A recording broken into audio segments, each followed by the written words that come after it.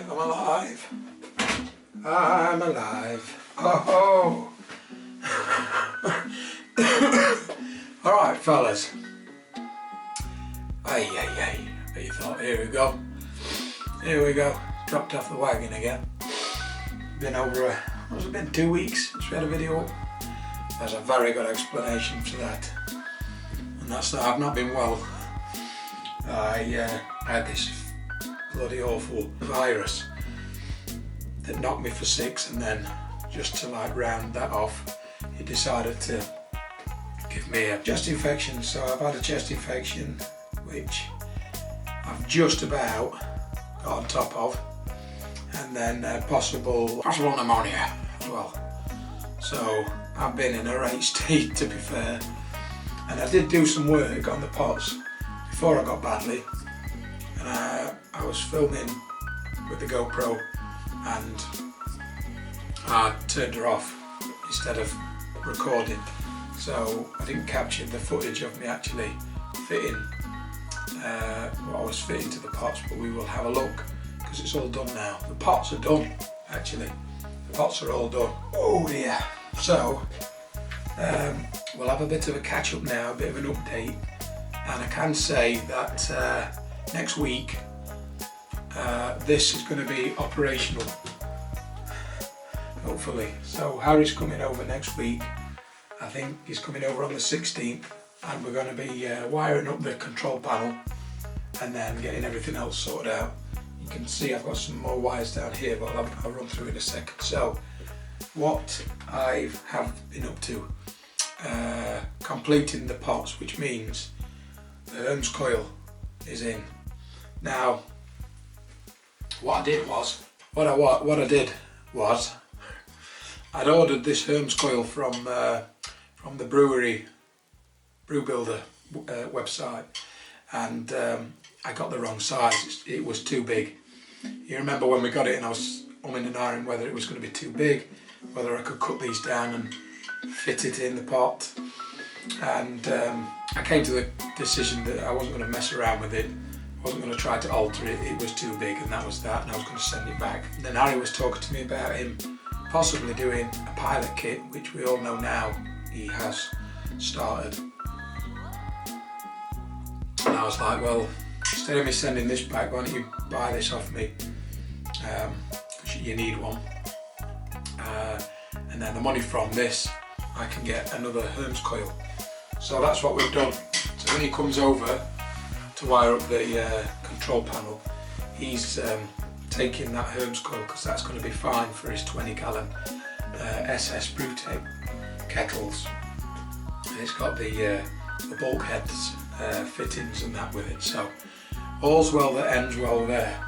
So Hermes coil wise, I was really struggling to find anything in the UK. You guys in America, you don't know how lucky you are. And it is getting better here, but it seems like all the good stuff is in America. What I did was, I did have a look on eBay, and came across the Blickman Engineering. They do a small Hermes coil, which is for the size of pot which I've got. So actually this is the box it came in. Didn't come in anything else other than this, and it came in perfect condition. Came all the way from America, and it gets you the Hermes coil. It also comes with these two like arms that screw onto the bulkhead fitting of the Hermes coil. So you've got like quick disconnect with threaded nut, but we won't be using them. And it also comes with an assembly, operation and maintenance little leaflet, which is pretty handy. It tells you where to drill your holes and what size holes, etc. So let's have a look, because like I said, I thought I filmed myself fitting it, and I'd turn the camera off like a goof. So there it is. That's on the HL2. So we've got the Hermes coil in and out here, look, and then recirc next to it, and everything's in the same sort of side, which is good. But it means that instead of having a massive whacking grit thing, we've got the correct size Hermes coil, and this Hermes coil comes with the bulkhead fittings welded onto it. So instead of having these, which use compression to get you onto the end of the Hermes coil, you already have it welded onto the Hermes coil, and then you just have one nut here which tightens up and seals. So HLT's done, and it's looking pretty smart actually. I'm really pleased with it, really pleased with it. So now what I need, or the next thing I needed, which was going to be a big purchase, was the cam lock fittings. And as you can see, I need different types of cam lock fittings. So the half-inch 3-piece ball valve has a female thread, so you need the F-type for them, the F-type cam lock fitting. So they thread into the three-piece ball valve like so. But then on the Hermes coil, like so, and the outlet, the recirc, you need the A-type. So it's the same fitting, but you've got male thread on there and a female thread on this one. Ah, voila. And that was it. So I had to measure them all up. Well, not measure them all up, but I had to add up what I needed of what type. F-type has the male thread, like I said, and A-type has the female thread. So I went across to the malt miller, placed an order, and ended up with £100 worth of cam lock fittings. But we have them all now. We have everything we need. It was like one of them big expenses that I knew was coming. And it was a case of just get on with it and order them, and away we go. But it means that now we've got cam lock fittings for everything. I was talking to Harry about this, and such as the likes of the return from the Hermes coil back into the mash tun. You can see we're going to have another cam lock fitted on there, like so. And then these are these C-type. These are type C fittings. These are the hose barb fittings. These are what go on your tubing.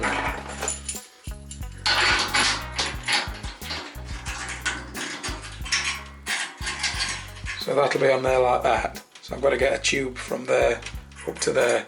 So what I'm going to do is I'm going to get a couple of 90-degree stainless steel elbows, which will screw onto the pots here, and then these fittings with the hose will be the right way round, and I can just have a straight piece of hose going from there to there without having any sort of real severe bends in the pipe. And the same probably on here. We'll see how we get on with it. I definitely need to, for this here, because it's going to be too much of a kink, and I want to get it nice and straight. So that's it, guys.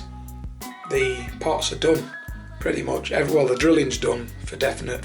There's just a few little bits like that, elbow and elbow, just to make it look a bit neater. And that's it. That is it. Next thing I'll be getting then is some silicone hosing. I mean new. I'm going to get rid of the old and start with new again. So I need to have a measure up. Again, I'll be getting that from the malt miller. It's the right size stuff. It's exactly what we need. Platinum cured, food grade, high temp silicone hose like what we've had before. So when we've got that, then we'll be all hooked up and ready to go. Oh yeah, let me show you the wiring. Show you the wiring on the fridge, because I had the fridge out to get the wires for the pumps at the back of the fridge. So what I've done here, at the minute they just run into the box, and obviously just to keep the wires out of the way so they're not dangling down here. See, they're just in there at the minute, but this has all got to come off when Harry comes, but just for now they're just in there. So I've made a hole I've got to fill after I've painted. So starting at the bottom here, we've got the heating, the heater tube which is in the fridge. Oh, when I had the fridge out I moved the door around. That's made it absolutely fantastic now. I'm not messing around trying to get around the door when I'm getting stuff in the fridge. So I managed to move that around. It was all rusted up. All the bolts needed soaking in WD-40, but managed it. But anyway, we've got the cable for the heater in the fermentation fridge and the cable for the fridge itself. They are now wired up to these. So we've got heater and fridge, and they run up and they go into the control panel, so we can wire it into the fermentation fridge up here. And then the other two wires are pump wires, so the two pump wires are wired in as well, and they run up here and in, and of course then we can wire them up. And the last one is the fan, so the fan drops down into the side, and we need to make one more hole when Harry comes here for the fan. And then also we need to sort out the cables coming out of here into here for the heater, which is in the Keyser, and the Keyser power itself. But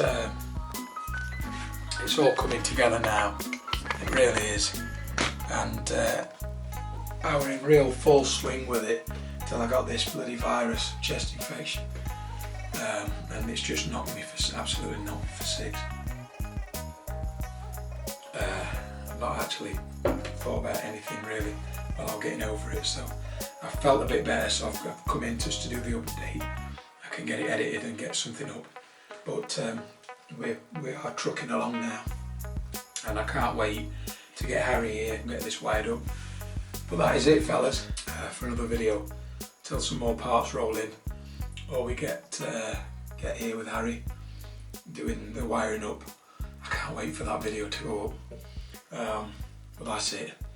No booping today, fellas. I haven't got it in me. Oh dear. But you know what to do. Hit the here, subscribe, do the other stuff. I'll see you later, fellas. I'll see you later.